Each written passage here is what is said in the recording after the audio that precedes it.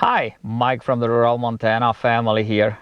In this video, we're gonna look at 5 things on the 2020 Chevy Bolt that I think are kind of weird and in my opinion either don't need to be there or should be changed in the near future. Let's go.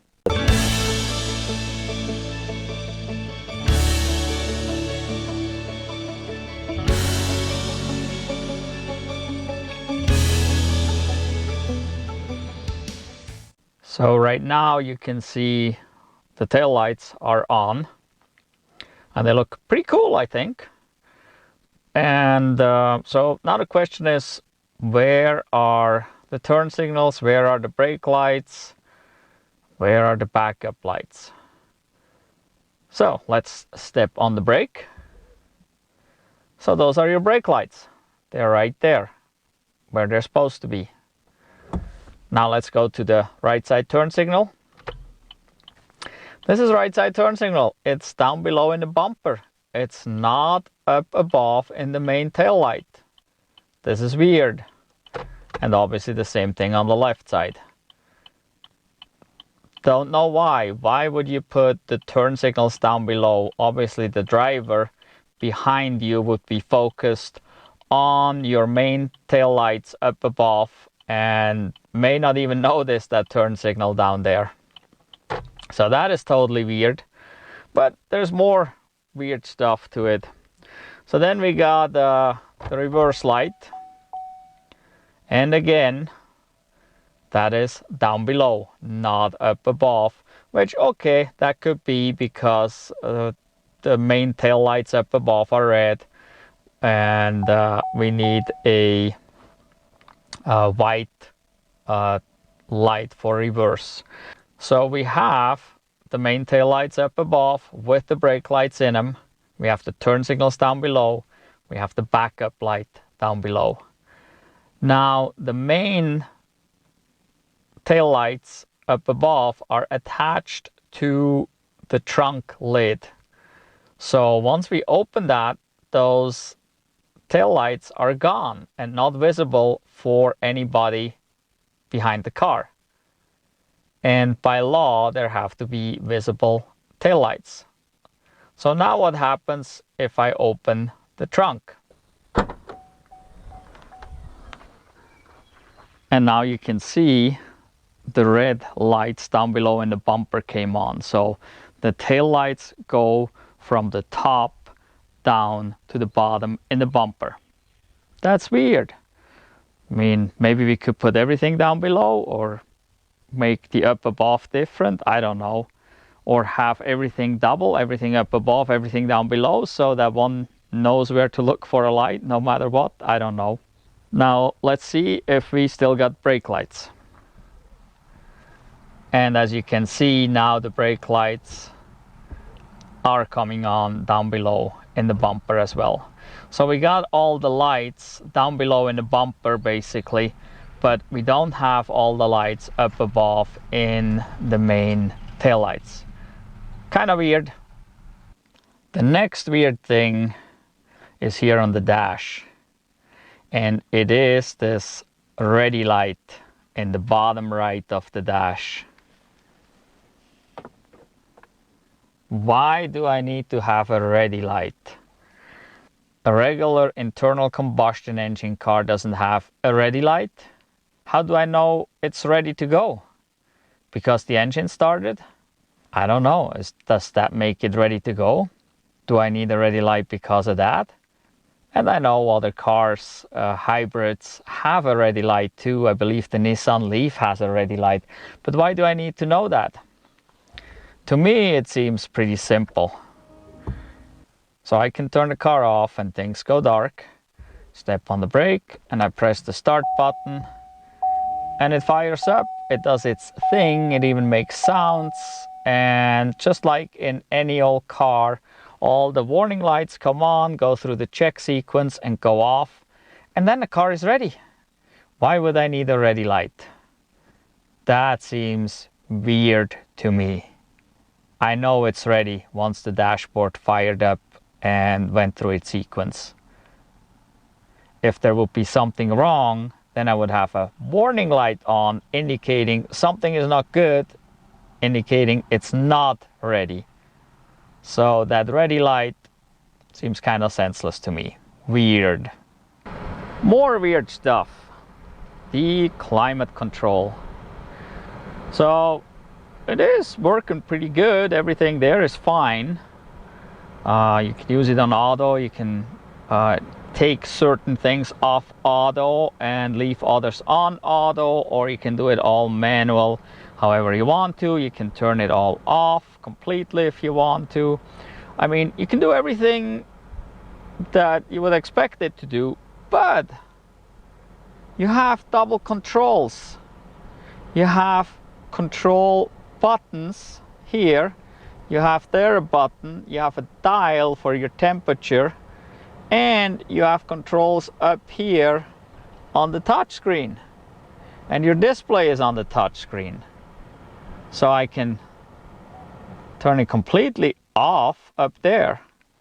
I can't do it down here, so if my touch screen would be down, I couldn't turn it off or on. So I would have very limited functions if the touch screen's off. So, but yeah, I can control the temperature here.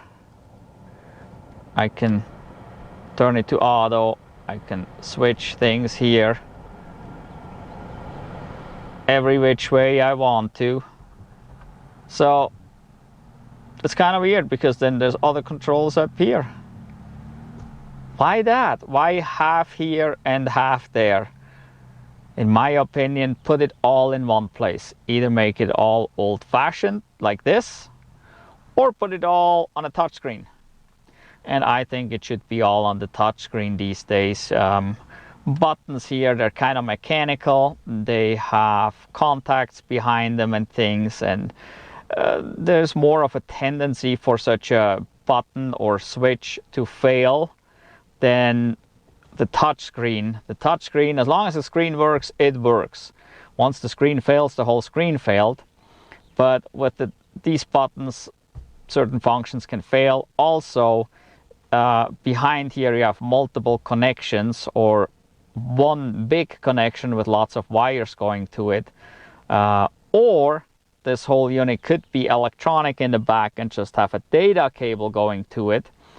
So it's definitely more complicated to do it with these than it would be with a touchscreen, but it's even more complicated to do it like this, where half and half is. So this is totally weird.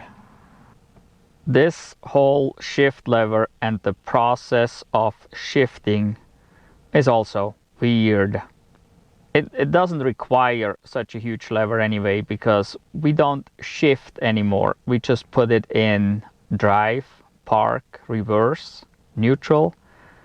In this case, we can also request low, which is not even showing on the lever there. But we really don't need this huge knob to do so. Even today's ICE cars have like dials or small stalks on the dash and not such a huge thing anymore. So that's the first weird part about the shifting. But then there's even a shift pattern on here. Why do we need a shift pattern? This was with mechanical transmissions before. We needed a shift pattern in order to get it into the right gear. This is all electronic. We don't need a shift pattern. That doesn't make any sense. So in order to get to reverse, I gotta go up and over to the side. Really not needed. Why do I have to go to the side? Doesn't make any sense. In order to go to drive, I just go back. But if I'm in park, as I am right now, if I want to shift, this does not shift. If I go just like this, it does not. It electronically blocks it because it's all electronics. So I can't shift. So I step on the brake, which is still required, which is a safety item. I can see that. And then I want to shift. But you can hear the car doesn't want to shift anyway. It requires me to press the button on the side here. There it goes. Now it's in drive. And now the L shows up. and I can shift again and go to L. If I want to go to reverse, I still got to go up and over. It's just kind of weird. And do I really need a neutral? I don't necessarily need the neutral. So why bother and having the neutral in an important place there if we don't really need it? To go to park, I gotta press this button, which, okay, that makes sense if I can press a button to go to park. But it is weird that it has such a shift pattern, and now it doesn't show my L anymore down here, so I don't even know where the low is. So if I'm not familiar with the car, I wouldn't know that the option even exists. So this is old-fashioned. This could be much easier and cheaper done with just a little stalk somewhere or a little dial on the dash to shift, rather than having this big old clunky thing here where I still have to press buttons. The car is not going to shift into a wrong gear or anything like that because it doesn't have any gears, and everything is electronically controlled and protected, so it would not shift into reverse when you're going forward at above a certain speed. So you could go 80 miles an hour, and even if you push this lever forward and over to reverse, it will not shift into reverse. So reverse could also be just straight up where neutral is, and you couldn't shift it into reverse as the car's going. It's electronically protected, so no problem there. So I think this is weird for an electric car in 2020. So this car is not a Premier. It's an LT, but it's loaded with the safety options. What do I mean by that? Well, if you buy a basic Chevy Bolt, you won't get all the safety stuff. And that is kind of weird. Why would there not be all the safety possible in every car? Why is that an option? Why do we have to purchase safety? That is weird. But it gets even weirder, if that is a word, I don't know. So you can see we got all kinds of buttons here with lane keeping and forward collision warning and so on, and cruise control. Well, cruise control works just the way cruise control works, no problem. But since this is loaded with all the options, this has automatic emergency braking, forward collision alert system, and so on. All these things that require the radar in the front of the car. There's a radar underneath the bumper in the front of the car. So it has cruise control and it has the radar, but it does not have adaptive cruise control. This is like a software thing. All the hardware is here for this car to have adaptive cruise control, but Chevy didn't put it in. Don't know why. That seems extra super weird, along with having to buy safety options is extra super weird. So make sure if you're buying a Bolt that you get all the safety features that you want if they're optional, like they were in this car. Yeah, so these are the 5 things that I think are really weird. It's probably an adapting phase, and some of these things will phase out. Others, like the taillights, I don't know. That is some design issue, I would say. But yeah. Well, let me know down below in the comments what you think about these things. Let me know what you think is weird on your car. Let me know if I'm wrong by thinking these are weird. Maybe it's just me and everybody else is just fine with these things. So let me know down below in the comments, please. But in any event, give us a thumbs up for this video and subscribe to our channel if you haven't done so yet. And we'll see you next time. Goodbye.